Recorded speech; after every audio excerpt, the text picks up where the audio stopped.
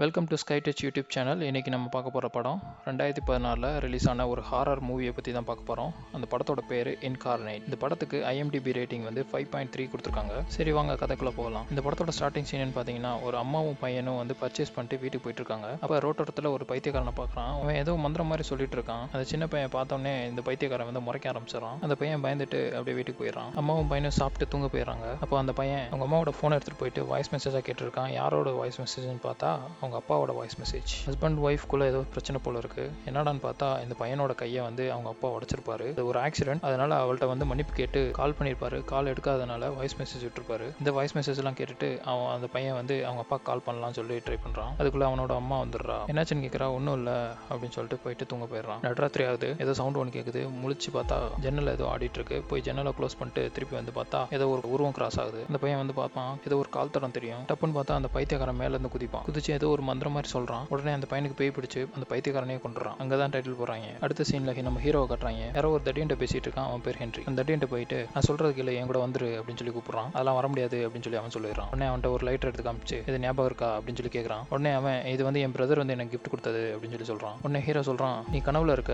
இங்க இருக்கிற எதுவுமே உண்மை கிடையாது, உன் முகத்தை கண்ணாடில பாரு அப்படின்னு சொல்லி சொல்றான். உடனே நம்மளால எந்திரிச்சு பாக்குறான். அவன் பேய் மாதிரி திடுறான். உடனே ஹீரோவும் அவனும் ஓடுறாங்க. ஹென்றி பார்த்த ஹீரோ கேட்கறான் உனக்கு பிடிச்ச கலர் என்ன அப்படின்னு சொல்லி கேட்கறான். கிரீன் சொன்னோடனே ஒரு டோர் ஒன்று ஓப்பன் ஆகுது. அங்கிருந்து குதிச்சு வெளியே வந்துடுறாங்க. அங்க கட் பண்ணா ஹென்றி வந்து அந்த இடத்துல பறந்துட்டு இருப்பான். இந்த மால்னு கீழே விழுவான். என்னடான்னு பார்த்தா நம்ம ஹீரோ வந்து பேய் ஓட்டிட்டு இருப்பாரு.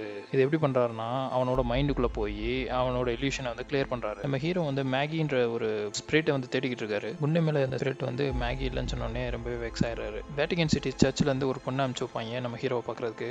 அவள் வந்திருப்பா. அவள் வந்து நம்ம ஹீரோட்ட வந்து நிறைய பணத்தை கட்டி இந்த மாதிரி அந்த பையனுக்கு வந்து பேய் பிடிச்சிருக்கு, அவனை வந்து சுயநினைவு கொண்டு வரணும் அப்படின்னு சொல்லி சொல்றான். அதெல்லாம் பண்ண முடியாது அப்படின்னு சொல்லி ஹீரோ வந்து மறுக்கிறான். இது வந்து மேகியா இருக்கலாம் அப்படின்னு சொல்லிட்டு காட்டை கொடுத்துட்டு கிளம்பிடுறான். ஹீரோ வந்து அவனோட மாஸ்டர் வந்து கூப்பிட்டுருப்பாரு. சரின்னு சொல்லிட்டு ஹீரோ வந்து அவனை பார்க்க போவான். அவன் பேர் ஃபெலிக்ஸ். அவன் ஒரு புதுசா ஒரு சிரம் கண்டுபிடிச்சிருப்பான். அங்க பார்த்தா ஒருத்தவனை அடைச்சு வச்சிருப்பான். அவனுக்கும் பேய் பிடிச்சிருக்கும். அவனோட ரத்தத்துல இருந்து இந்த சிரமை வந்து கண்டுபிடிச்சிருப்பான். இந்த சிரம் வந்து எப்பேற்பட்ட ஸ்ட்ராங்கான ஸ்பிரிட்டா இருந்தாலும் ஈஸியா வந்து டைவர்ட் பண்ணிடலாம்னு சொல்றான். பட் இதுல உயிரிழக்கிறதுக்கும் வாய்ப்பு இருக்கு அப்படின்னு சொல்றான். நம்ம ஹீரோ நான் சாக விரும்பல அப்படின்னு சொல்லி கிளம்பிடுறான். இந்த வேட்டிகன் சிட்டில இருந்து வந்த பொண்ணுக்கு வந்து ஃபோன் அடிச்சு எங்க வரணும்னு சொல்லி கேட்கறான். அடுத்த சீன்ல அந்த பையனோட வீட்டுக்கு போயிடுறாங்க. இது மேகி தானா அப்படின்னு சொல்லி கன்ஃபார்ம் பண்றதுக்கு வந்து ஹீரோ வந்து அந்த ரூம்குள்ள போறாரு. அந்த பையனை பத்தி பேசுறாரு. உடனே அந்த பையன் அந்த ஈஸியா அவனை கண்டுபிடிச்சது. ரூமை விட்டு வெளியே போகும்போது ஒரு வார்த்தையை சொல்லுது அந்த பேய். அந்த வார்த்தையை சொன்னோடனே ஈஸியா கண்டுபிடிச்சா இது மேகி தான். டென்ஷன் ஆகிட்டு போயிட்டு நான் என் குரூப்பை கூட்டு வரேன் அப்படின்னு சொல்லிட்டு கிளம்பிடுறான். ஹீரோவும் 2 அசிஸ்டன்ட் வந்துடுறாங்க வீட்டுக்கு. எல்லாத்தையும் செட் பண்றாங்க.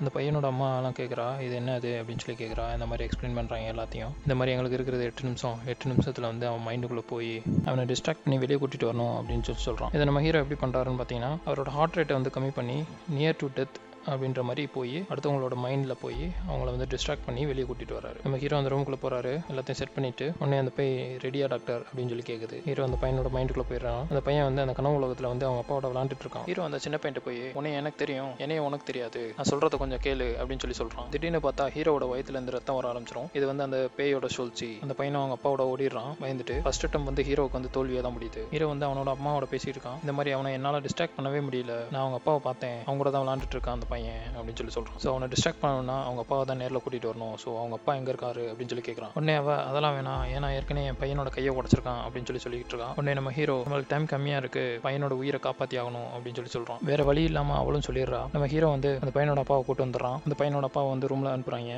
பிசிக்கல் கான்டாக்ட் மட்டும் வச்சுக்கிறாத அப்படின்னு சொல்லி அனுப்பிச்சு விடுறாங்க. உள்ள அவனும் போய் பேசுறான், மன்னிப்பு கேட்கறான். இந்த மாதிரி நான் கையை உடைச்சது வந்து அது வந்து ஆக்சிடென்ட், என்னை மன்னிச்சிரு அப்படின்னு சொல்லி சொல்றான். உடனே அந்த பையன் நானும் உன்னை மன்னிச்சிட்டேன் அப்படின்னு சொல்லி சொல்றான். கேட்கலன்னு சொல்லிட்டு பக்கத்துல போன அவங்க அப்பா சட்டுன்னு அவங்க அப்பாவோட கையை உடைச்சு விட்டுறான். அப்படியே அவனை அந்த இடத்துல பறக்க விட்டுறான். உடனே நம்ம ஹீரோ நான் தானே வேணும் அவனை விட்டுரு அப்படின்னு சொன்னோடனே அந்த இடத்துல இருந்து டமால்னு விட்டுறான். அவங்க அப்பா அதோட செத்து போயிடறான். அந்த பையனோட அம்மா ஹீரோட கேட்கறா என்கிட்ட எதையோ மறைக்கிறீங்க, எதுக்கு நான் தானே வேணும் அப்படின்னு சொல்லி சொன்னீங்க அப்படின்னு சொல்லி கேட்கறா. இங்கே தான் நம்ம ஹீரோட ஃபிளாஷ்பேக். இந்த மேகின்ற ஸ்பிரிட் தான் நம்ம ஹீரோட ஒய்ஃபையும் மகனையும் கொண்டிருக்கும் கார் ஆக்சிடென்ட்ல. அந்த மேகின்ற ஸ்பிரிட்டோட எய்ம்னு பார்த்தீங்கன்னா நம்ம ஹீரோ உடம்புக்குள்ள போகணும், அதான் அதோட எய்ம். அதனால தான் நம்ம ஹீரோ அப்படி சொல்லியிருப்பாரு. உடனே நம்ம ஹீரோக்கு அந்த சிரம பத்தி ஞாபகம் வரும். சரின்னு சொல்லிட்டு அவனோட மாஸ்டர் ஃபிலிக்ஸ்ட்டு போறான். பார்த்தா அவன் அங்கே இருக்க மாட்டான். சிரம எடுத்துட்டு வெளியே வரும்போது அவன் மாஸ்டர் அங்கே படுத்து கிடப்பான். என்னடான்னு பார்த்தா அந்த ரூம்ல ஒருத்தவனை அடைச்சு வச்சிருப்பான். இல்லை பேய் பிடிச்சு அவன் வெளியே வந்துருவான். அந்த பேய் ஃபெலிக்ஸ் உடம்புக்குள்ள போயிடும். ஹீரோ ஃபெலிக்ஸை கொண்டுறான். சரின்னு சொல்லிட்டு சிரம் எல்லாத்தையும் செட் பண்ணிட்டு அந்த பையனுக்கு பிடிச்ச மோதிரத்தை எடுத்துட்டு அந்த பையனோட மைண்டுக்குள்ள போறான். இப்போ அந்த பையன் பார்க்ல இருக்கிற மாதிரி காட்டுறாங்க. நம்ம ஹீரோ அந்த பையன்கிட்ட போய் ரிங் எடுத்து கொடுத்து ஞாபகம் இருக்கா அப்படின்னு சொல்லி கேட்குது. இது வந்து உன்னோட அப்பா இல்லை, இது எதுவுமே உண்மை கிடையாது அப்படின்னு சொல்லி சொல்றான். உடனே அவங்க அப்பா வந்து கன்வின்ஸ் பண்ண பார்க்குறான். ஐ லவ் யூ அப்படின்லாம் சொல்றான். உடனே நம்ம ஹீரோ உங்க அப்பா என்னைக்குமே இந்த வார்த்தை சொன்னது கிடையாது அப்படின்னு சொல்லி சொல்றான். உடனே அந்த பையன் டிஸ்ட்ராக்ட் ஆயிடுறான். அவங்க அப்பா உருவத்தில் இருக்கிற பேய்க்கு வந்து வந்து கண்ணு கருப்பாகுது. ஹீரோவும் அந்த பையனும் வர்றாங்க. உனக்கு பிடிச்ச கலர் என்னன்னு சொல்லி ஹீரோ கேட்குறான். உடனே அந்த பையன் ப்ளூன்னு சொல்றான். ஒரு டோர் ஒன்று ஓப்பன் ஆகுது. பார்த்தா அந்த டோர் ஓப்பன் பண்ண முடியல. ஹீரோவும் அந்த பையன் சண்டை போடுறாங்க. கடைசி ஒரு நிமிஷம் தான் இருக்கு, இல்லைன்னா 2 பேருமே உள்ள மாட்டிப்பாங்க. உடனே நம்ம ஹீரோ ஒரு செயினை காட்டி இது யாருன்னு தெரியுதா அப்படின்னு சொல்லி கேட்குறான். இது என்னோட ஒய்ஃப் இது அப்படின்னு சொல்லி ஹீரோ சொல்றான். அந்த செயினை பேயோட வாயில போட்டோடனே பேயோட உடம்புலாம் தீ பிடிச்சி எரியுது. நம்ம ஹீரோ அந்த கதை உடச்சிடறான். அந்த பையனும் ஹீரோவும் வெளியே வந்துற மாதிரி காட்டுறாங்க. வெளியே வந்தோடனே எல்லாரும் ஹாப்பி ஆயிடுறாங்க. திடீர்னு ஒரு ட்விஸ்ட், நம்ம ஹீரோ வந்து ஹாஸ்பிட்டல் இருக்கிற மாதிரி காட்டுறாங்க. நம்ம ஹீரோட ஒய்ஃபும் அவனோட பையனும் உயிரோட இருக்கிற மாதிரி காட்டுறாங்க. நம்ம ஹீரோவும் ஹாப்பி ஆயிடுறான். திடீர்னு பேசிட்டு இருக்கும்போது டைமை பார்க்குறான். டைம் ஓடவே இல்லை. இங்கே தான் இன்னொரு ட்விஸ்ட், ஹீரோட ஒய்ஃபும் பையனும் உயிரோட இருக்கிற மாதிரி காட்டுறாங்களா, இது எதுவுமே உண்மை கிடையாது. இன்னும் அந்த சின்ன பையனும் நம்ம ஹீரோவும் உள்ளதா இருக்காங்க, வெளியவே வரல. என்னடான்னு பார்த்தா நம்ம ஹீரோட மைண்டுக்குள்ள போய் அவனோட ஒய்ஃபும் மகனும் உயிரோட இருக்கிற மாதிரி காட்டியிருக்கு. ஆனா நம்ம ஹீரோ சுதாரிச்சிருவாரு. தப்பிக்கலான்னு போறப்ப அந்த பையனை அந்த ஸ்பிரிட் பிடிச்சிரும். நம்ம ஹீரோ போயிட்ட அந்த பையனை விட்டு என்னைய எடுத்துக்கோ அப்படின்னு சொல்லிடுறான். அந்த பையனை அந்த ரிலீஸ் பண்ணிடுது. அந்த பையன் சுய நினைவுக்கு வந்துடுறான். நம்ம ஹீரோ சாகர நிலைமைக்கு போயிடுறான். உடனே அந்த சிரம் ஆக்டிவேட் பண்ணிடுறாங்க. இப்போ ஹீரோ உடம்புல பேய் இருந்தாலும் அந்த சிரம் ஆக்டிவேட் பண்ணிருக்கிறதுனால அவன் பாதி சுயநினைவோட இருக்கான். அந்த பேய் அவனை முழுசா தன்னுடைய கட்டுப்பாட்டுக்குள்ள கொண்டு வர முயற்சி பண்ணுது. ஒருவேளை அந்த பேயோட கட்டுப்பாட்டுல முழுசா போயிட்டா அது ரொம்பவே பெரிய ஆபத்தாயிரும் அப்படின்னு சொல்லிட்டு நம்ம ஹீரோ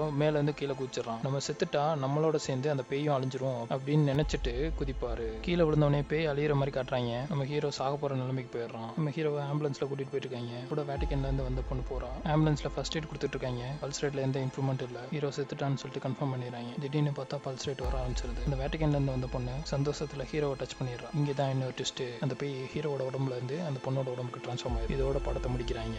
தேங்க்யூ ஃபார் வாட்சிங். சப்ஸ்கிரைப் பண்ணாதவங்க ஸ்கை டச் சேனலை சப்ஸ்கிரைப் பண்ணிக்கோங்க.